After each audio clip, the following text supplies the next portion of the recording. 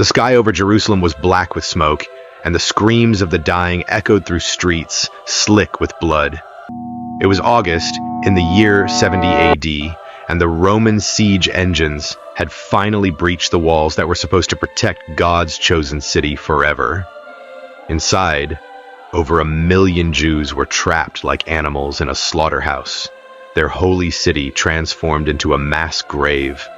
The temple, the very dwelling place of God on earth, was burning. Everything the Jewish people had built over 1,000 years was collapsing in a single, catastrophic day. And this was supposed to be impossible. Jerusalem wasn't just any city. It was the city where heaven touched earth, protected by divine covenant, defended by walls that had withstood empires. But here's what makes this moment in history absolutely haunting. The Romans didn't just conquer Jerusalem. They erased it so completely that not one stone of the temple remained on another, exactly as a Galilean carpenter had prophesied 40 years earlier. A prophecy so specific and so impossible that even his followers struggled to believe it until they watched it burn.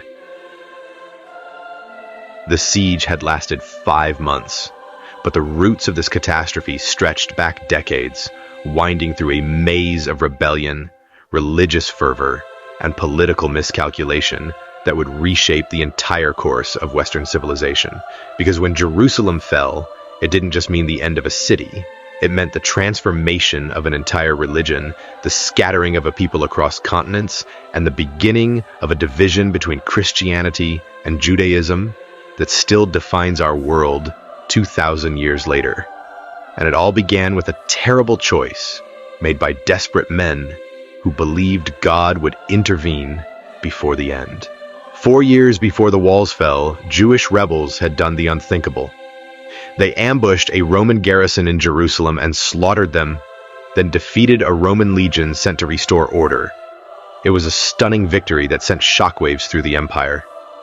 Nero himself, the emperor of Rome, was humiliated. The Jewish rebels celebrated in the streets, convinced that divine deliverance had begun, that the prophecies of restoration were finally coming true. They minted their own coins that read, "Freedom of Zion" and "Year One," as if history itself was starting over. But what they didn't realize, what they couldn't see through their religious fervor and military triumph, was that they had just signed a death warrant for their entire nation.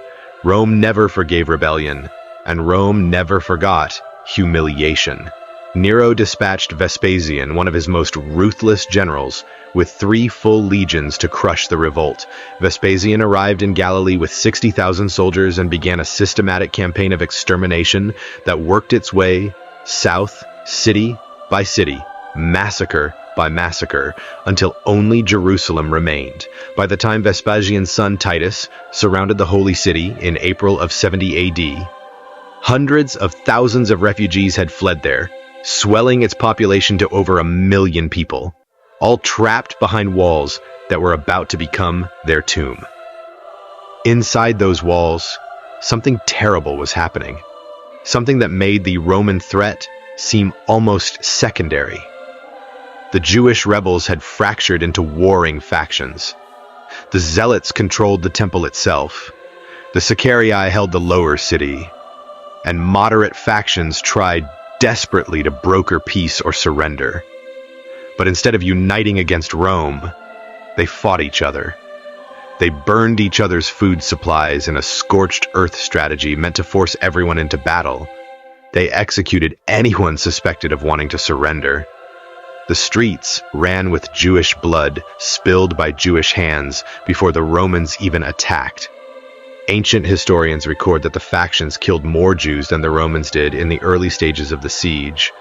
A civil war within a siege. Madness layered upon madness. Titus built a siege wall, completely encircling Jerusalem.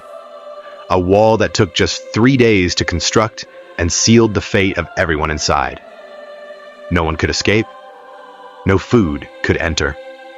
The famine that followed was so severe that mothers reportedly killed and ate their own children. People who tried to sneak out to find food were crucified in sight of the walls, sometimes 500 a day, until there was no more wood for crosses and no more space to erect them. The Mount of Olives became a forest of dying men, a warning written in human suffering. But the Jewish defenders fought with a ferocity born of desperation and faith. They had to believe that God would intervene. This was Jerusalem, this was the temple. Surely the God who had parted the Red Sea, who had destroyed Pharaoh's army, who had delivered them from Babylon, would not abandon his holy city now. Every day that they held out reinforced that faith. Every Roman assault they repelled seemed like evidence that deliverance was near. When Titus offered terms of surrender, the rebel leaders refused, certain that acceptance would mean abandoning God's protection at the moment of miracle. The Romans built siege towers and battering rams, massive engines of destruction that pounded the walls day and night. The Jewish defenders poured boiling oil on the attackers, dropped stones that crushed dozens at a time, and launched counterattacks of such savage intensity that even hardened Roman soldiers were shocked. But engineering and discipline eventually triumph over desperation. In July, the Romans breached the outer wall. In August, they breached the fortress of Antonia. And then they stood at the threshold of the temple itself, the holiest place on earth, where God's presence was said to dwell in the innermost sanctuary. Titus, according to some accounts, gave orders to preserve the temple. He wanted to use it, to turn it into a monument of Roman victory. But in the chaos of battle, a soldier threw a burning torch through a window, and the wooden interiors caught fire. The gold that covered the walls melted and ran down into the cracks between stones. Later, the Romans would literally dismantle the temple stone by stone to retrieve that gold, fulfilling the prophecy so exactly it still sends chills down your spine. Not one stone left on another. As the temple burned, priests threw themselves into the flames rather than surrender. Rebels fought to the death in the courtyards where their ancestors had worshipped. The Romans slaughtered everyone they found, combatant and civilian alike, until the bodies were piled so high that the soldiers had to climb over corpses to advance.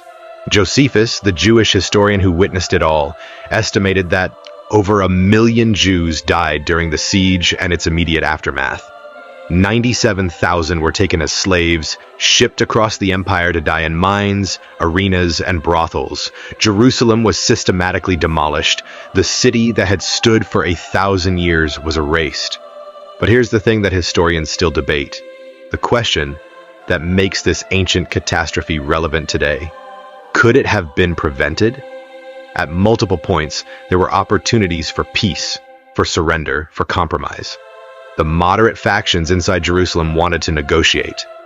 Many Jews outside Jerusalem had accepted Roman rule and prospered. Even Titus offered terms. But the zealots believed that compromise was apostasy, that trusting in political solutions rather than divine intervention was the real betrayal. They chose annihilation over accommodation, martyrdom over survival.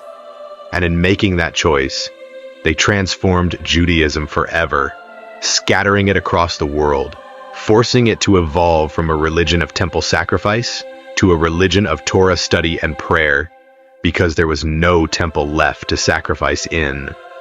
The fall of Jerusalem in 70 AD stands as one of history's great catastrophes, a moment when religious certainty, political miscalculation, and imperial brutality collided with apocalyptic consequences.